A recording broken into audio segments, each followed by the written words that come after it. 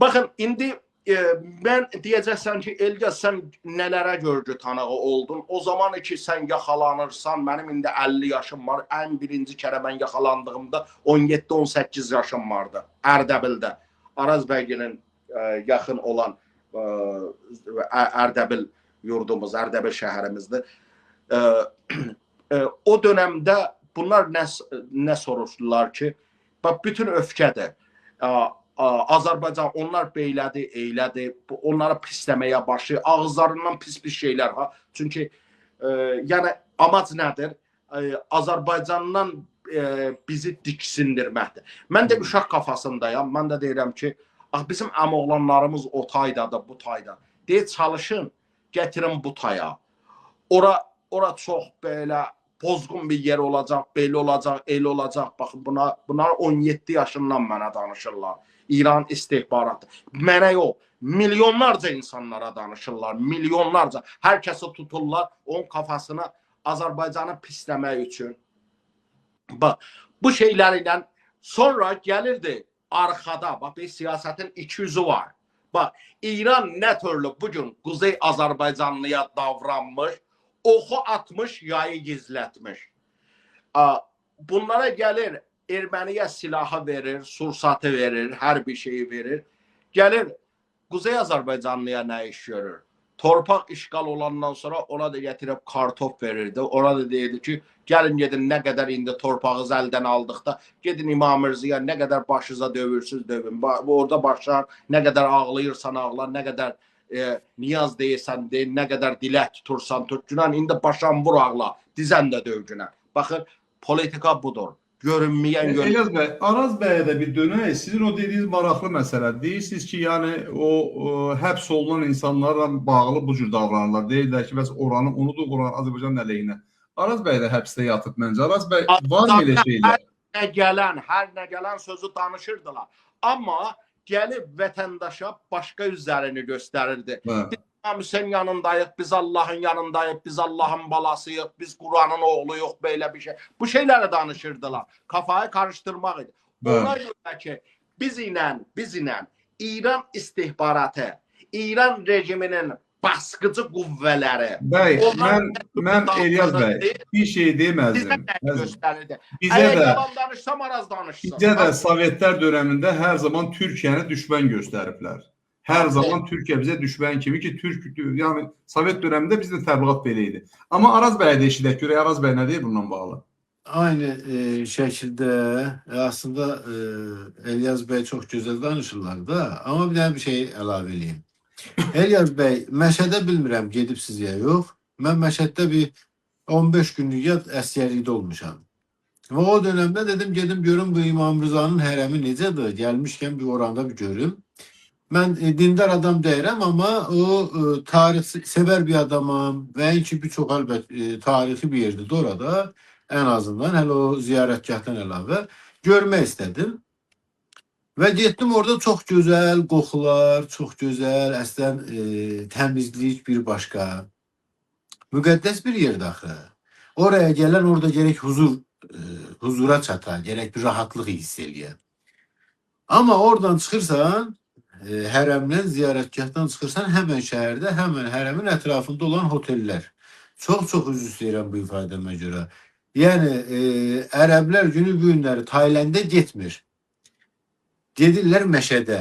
Niyə gedirlər Məşədə? Çünki Məşəddə birinci ki, daha Tayland'a uyğun pulları düşükdür və ki, orada çox üzr istəyirəm ifadəmə görə Tayland qızları ilə Məşəddə yaşayan insanların, qızlarının görkəmi, tipi bir başqadır deyə. Yəni, aslında nə niyyətlə gedirlər, onu demək istəyirəm. Azərbaycanımızdan da gedib o Məşədi ziyarət edənlərə Məşədin o gözəl qoxusunu göstəriblər. Gözəl o simasını göstəriblər. O ziyarətgahın gözəl bir o qoxu, o havası, o təmizliyini göstəriblər.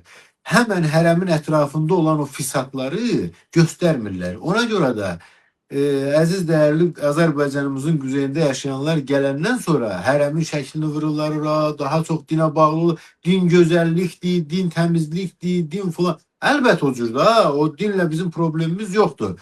Mən bir dindar olmayaraqdan mən həmişə xüsusən də İslam dininə çox belə bir sayğım, hörmətim var. Çünki ki millətim ona inanır. Mənim onunla bir problemim yox. Yəni o düşüncəni bunlarda, bəli, o İran rejiminin dinlə heç bir bağı yoxdur ki, bir əlaqəsi yoxdur. Hangi dində yazıbdır ki, bir qızı edam etmək üçün əgər o bakirədirsə ona təcavüz edin. Bakirə qızı İranda edam etməyə haqqınız yoxdur qanun əsasında. Bir Qurban bəy deməyim ona, üzürlü sayın o bəy dediyimə görə. Qurbandan siz bir dənə soruşun, hüquqçusan. İranda bir dənə bakirə qızı əgər hər hansı sözə danışasan. O Sana? İranın bayraqdarlarından birisidir. Deyir ki, İranı pisləməyin də. İran nə iş görür? İndi orada mən də indi onun gerçək yüzünü ortaya çıxartmağa çalışıram da. Qurbanın tutumu budur. Tamam. Elyas bəy, mən də onun gerçək yüzünü ortaya çıxarmaq istəyirəm ki, siz bir dənə hər kəs bilir, görür də. hə, ona aldananlar da vardı bəy. Ona bir dənə gedin sual verin ki, İran qanun əsasında, qanunları əsasında, qeyri qanun yox, qanun kitabında yazılıb. Bir bakirə qız əgər bir insanı öldürübsə, bir cinayət eləyibsə, ona görə edam hökmü alıbsa, əgər bakirədirsə ona cəzaevində edamdan öncə devlət orqanları tərəfindən təcavüz olunmalıdır. Yəni edam olunacaq bir qızın çox üzr istəyirəm, o məsələ ilə ilgilənməyə bir həvəsi yoxdur ki, ona təcavüz, yəni zorla o işi görmələri lazımdır. Yəni əlbət qız istəməz. 1980 ilə 90 arasında olur. Mən də Qurban bəyə deyirəm ki, Qurban bəy, o dönemdə sən Arazın otayındasa, heç yuxunda da görmürsən. Amma biz bunları yaşayırıq. Nə türlü topluca o qızları.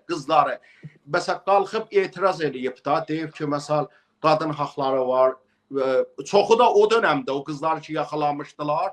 O insan haqları üzərində, işçilərin haqlarını, məsələn, deyirdilər ki, işçilərin, amma komünizmi düşüncəsinə, hər nə olur olsun, hər düşüncə, toplucasına bir gecənin içərisində onlara təcavüz edirdilər, sonra asırdılar.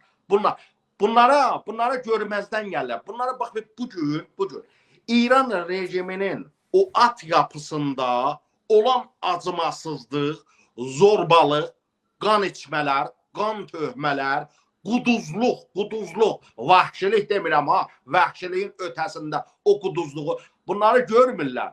Bunları gəlirlər, nəyi göstərirlər? Getirirlər bizim Quzey Azərbaycanlılarımıza, Xameneyi oturub danışır, oradan onun üzərinə ışıq salır. Adam yurt dışında yaşıyor.